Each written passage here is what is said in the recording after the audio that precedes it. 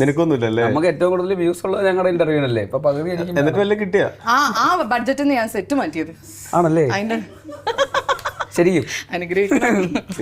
Wireless code വരെ നിങ്ങൾക്ക് വാങ്ങിക്കാൻ പറ്റിയിരുന്നു. മൈക്ക് വയർലെസ്, ആക്ച്വലി വയർലെസ് ഈ എപ്പിസോഡ് കഴിഞ്ഞിട്ട് എനിക്ക് വയർലെസ് മൈക്ക് വാങ്ങിക്കണം.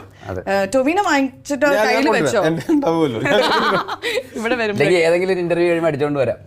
So the most happy.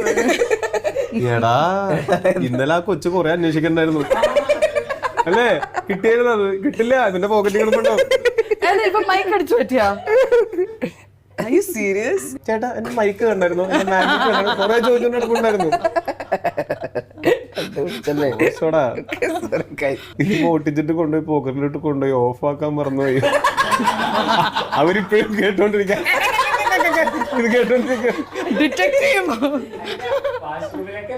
ആ വാഷ്റൂമിലാണെങ്കിൽ ഞാൻ നീ എന്ത് എന്നെ നോക്കി കണ്ണു ഇല്ലടാ, നമ്മൾ ഒരുമിച്ചല്ലായിരുന്നു വാഷ്റൂമിൽ.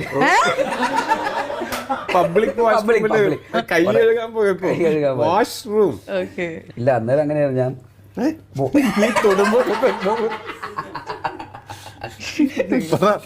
ഇല്ല, ഞാൻ ബോഡി കാണിച്ചില്ലായിരുന്നു അന്നേരം.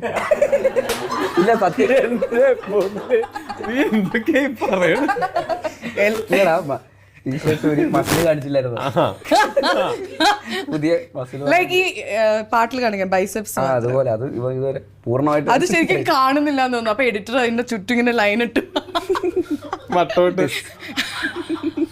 ഒരു ഒച്ച ഇട്ടു എല്ലാരും ഒന്ന് ശ്രദ്ധിക്കാൻ വേണ്ടിട്ട് 2 പ്രാവശ്യം. അടുത്ത് മറ്റേ ചെറിയ സ്റ്റാർട്ട് മസിൽ.